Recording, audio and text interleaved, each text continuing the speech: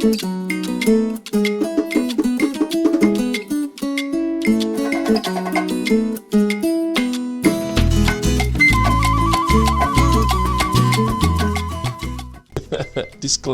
the views shared in this podcast are for educational and informational purposes. While every effort has been made to ensure accuracy, listeners are encouraged to verify facts and engage with the ideas shared here. This is the Awakening with Kelvin Phiri Podcast, and you're listening to another episode under our Bridges to Prosperity series, where we reflect on where Zambia is today and where we're heading by 2050. Today's question is bold and timely.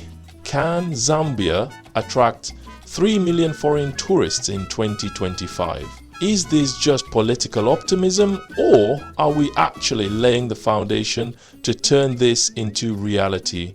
Well, after looking closely at what's been happening across the country, especially over the last few years, I can tell you this: Zambia is not only capable but well on the path. Let's begin with the numbers. In 2023, Zambia recorded 1.3 million tourist arrivals. In 2024, that number jumped to 2.2 million, a significant recovery and upward momentum. And as of mid-2025, the country has already recorded 1.2 million arrivals, which means we're already ahead of our mid-year target. According to both Diggers News and Xinhua News, this puts us firmly on track to achieve the 3 million goal by the end of this year. But numbers don't move on their own. There's been deliberate action behind this progress. The most visible symbol of Zambia's readiness is the new terminal at Kenneth Kaunda International Airport in Lusaka. This modern facility has transformed Zambia's international gateway, offering improved capacity, faster processing, and a world-class first impression for visitors. But Lusaka is not alone. Let's talk infrastructure. The Simon Mansa International Airport in Ndola now features a new terminal and improved services, making it a reliable hub for business and tourism on the Cape Belt. Down south, the Harry Mwanga Nkumbula International Airport in Livingstone, just minutes away from the Victoria Falls, has also been upgraded to accommodate growing tourist traffic. The rehabilitation of Kasama Airport and the upgrade of Mansa Airport are not just transport projects. They are deliberate steps to open up a part of Zambia that has remained hidden from mainstream tourism. Combine that with recent investments in the Kasaba Bay tourism zone in Zambia National Park, including 150 million kwacha earmarked for new infrastructure and the entry of African Eagle hotels, and you begin to see the bigger picture. Zambia isn't just polishing old gems. We are discovering new ones. And here's where it gets even more strategic.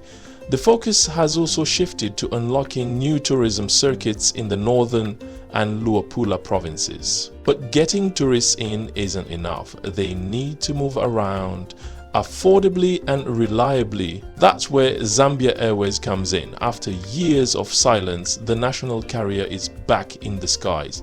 It now connects Lusaka to key cities like Johannesburg, Harare, and Dar es Salaam, and provides internal routes to Ndola, Livingstone, and even Kasama.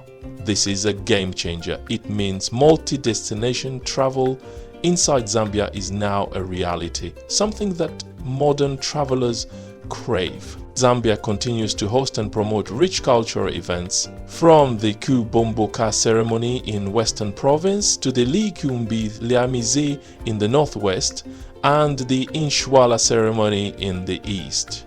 These events are no longer seen as mere traditions. They are being rebranded and promoted as part of Zambia's tourism identity.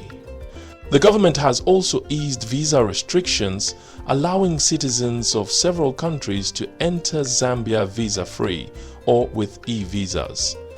This policy has removed a major barrier to entry and made Zambia a more attractive choice compared to regional competitors. But tourism is not just about planes and passports.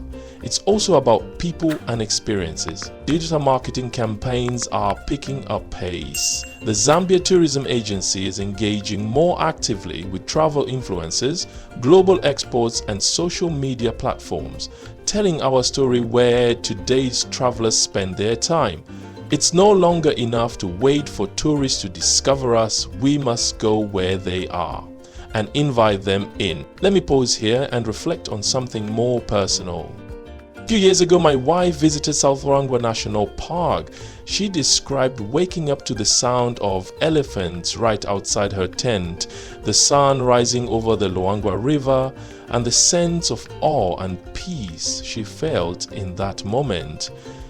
It wasn't just nature, it was healing, it was spiritual, and through her words, I was reminded of how blessed we are as a nation.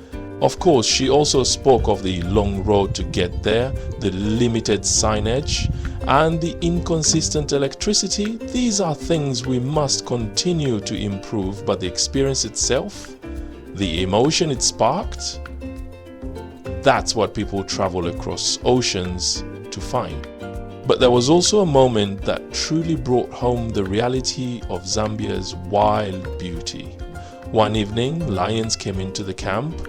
Real, wild lions. Guests were instructed not to leave their accommodation under any circumstance until the lions moved on.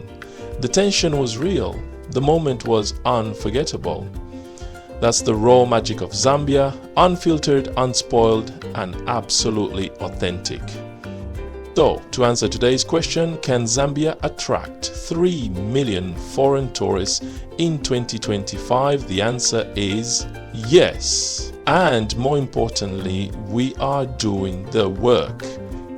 But this can't be left to government alone. This is a national project and each one of us has a role to play.